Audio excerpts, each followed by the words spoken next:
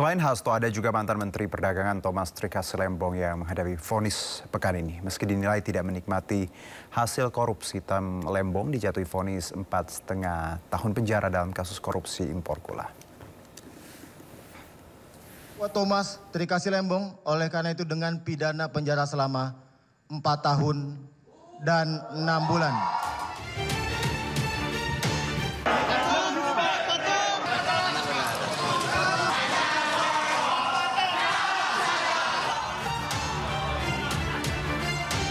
Mantan Menteri Perdagangan Thomas Trikasi Lembong mengangkat kedua tangannya yang terborgol usai dijatuhi hukuman 4,5 tahun penjara.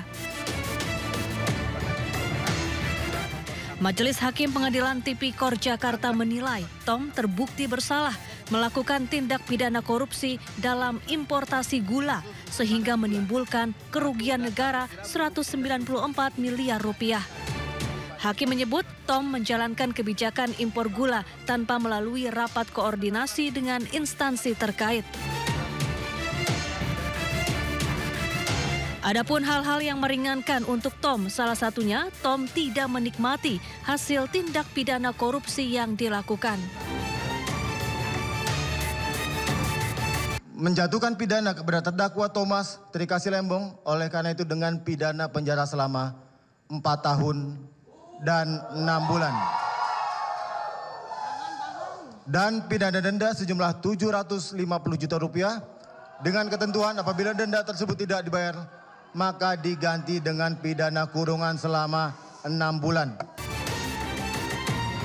Sementara itu, Tom menilai putusan majelis hakim janggal dan mengabaikan fakta-fakta persidangan. Bahwa saya melanggar aturan, itu satu. Nah, kedua, yang sedikit, bukan sedikit ya, lebih dari sedikit janggal atau aneh bagi saya sih ya majelis mengesampingkan wewenang saya sebagai Menteri Perdagangan.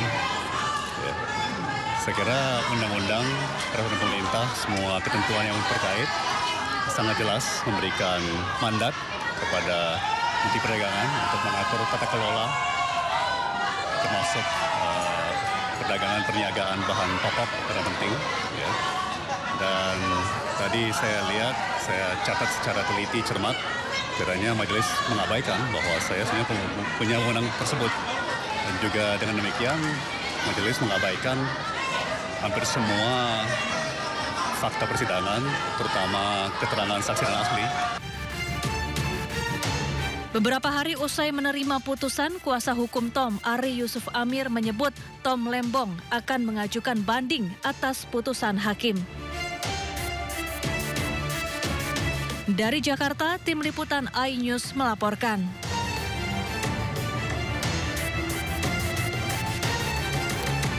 Menteri Koordinator Bidang Politik Hukum dan Keamanan periode 2019-2024 Mahfud MD angkat bicara terkait vonis Thomas Lembong dalam kasus korupsi gula. Putusan hakim dinilai salah dan harus dikoreksi.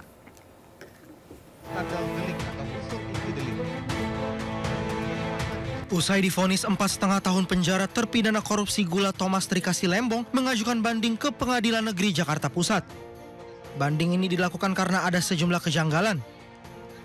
Menko Polhukam periode 2019 hingga 2014 Mahfud MD menilai hakim melakukan kesalahan dengan menjatuhkan hukuman pidana terhadap Lembong. Karena sepanjang persidangan tidak ditemukan niat jahat atau mens rea dalam perbuatan Tom Lembong. Saya selama ini tidak pernah sekalipun rasanya menyalahkan pengadilan yang menghukum koruptor. Tidak pernah sekali. Betul. Saya selalu mendukung kalau orang terdakwa korupsi itu dihukum. Tapi kali ini beda. Menurut saya putusan Tom Lembong ini salah. Pengadilannya salah. Salah dalam arti ya harus dikoreksi. Bukan salah kita mau mengintervensi independen. Harus dikoreksi melalui banding dan proses-proses lain, termasuk penilaian publik. Karena yang terjadi di dalam putusan itu kan jelas hakim mengatakan tidak ada mens rea. Iya kan? Dikatakan sendiri oleh hakim. Makanya saya lalu menanggapi ini bahwa putusan itu salah. Saya bilang salah aja. Meskipun seharusnya ya keliru atau kurang tepat, tapi saya bilang salah. Karena ini memang harus dikoreksi. Sementara itu Kejagung membantah tidak adanya mens rea dalam vonis Lembong. Prinsip asas hukum pidana itu kan tiada pidana tanpa kesalahan. Pasti kan ada kesalahan di situ. Mens rea-nya itu kan yang tidak bilang tidak ada mens rea dari mana?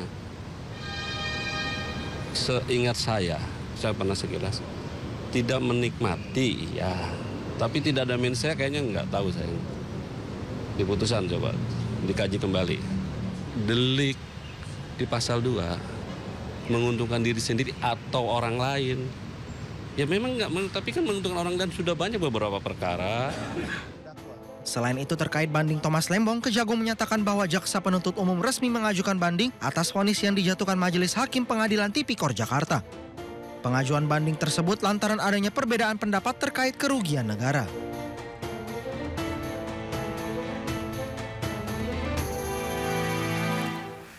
Ya, kita ke kasus lainnya pemirsa. Boyamin Saiman melakukan investigasi keberadaan Juristan di Australia usai Kejaksaan Agung menetapkan orang dekat Nadiem Makarim sebagai tersangka. Selama pencarian, Juristan Boyamin menyerahkan bukti-bukti kuat kepada penyidik Kejaksaan Agung.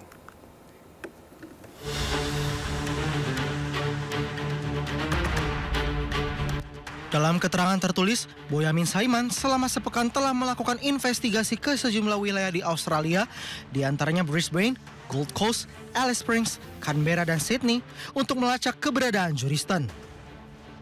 Boyamin menyebut dari keterangan pihak imigrasi, Juristan sempat menuju Singapura pada awal Mei 2025 dan selanjutnya terbang ke Australia. Boyamin menduga kuat Juristan tinggal di Sydney, tepatnya di kawasan Waterloo, New South Wales, Australia, bersama putra dan suaminya berinisial ADH yang merupakan warga negara Australia. Dalam keterangannya, Boyamin telah mengetahui tempat tinggal Juristan namun sengaja tidak bertamu karena tidak ingin melanggar aturan otoritas Australia. Semua informasi yang diperoleh di Australia telah dikirimkan kepada Kejaksaan Agung untuk mempercepat pemulangan Juristan ke tanah air. Selain data alamat, Boyamin juga menyerahkan data-data lain berupa nomor telepon Indonesia yang digunakan Juristan selama di Australia, serta foto-foto Juristan dan suaminya ADH kepada penyidik. Saya, Boyamin Saiman, telah bepergian ke Australia dalam rangka memastikan keberadaan Juristan, tersangka korupsi Chromebook yang sedang ditangani Kejaksaan Agung. Dan saya alhamdulillah menemukan beberapa hal yang sangat membantu yang sudah saya serahkan kepada penyidik Kejaksaan Agung dalam rangka mempercepat proses ekstradisi maupun red notice Interpol. Sebelumnya penyidik Kejaksaan Agung mengajukan ekstradisi untuk staf khusus dari Ex-Mendikbud Nadiem Makarim, Juristan. Juristan merupakan satu dari 4 tersangka korupsi laptop di era Menteri Nadiem periode 2019 hingga 2022.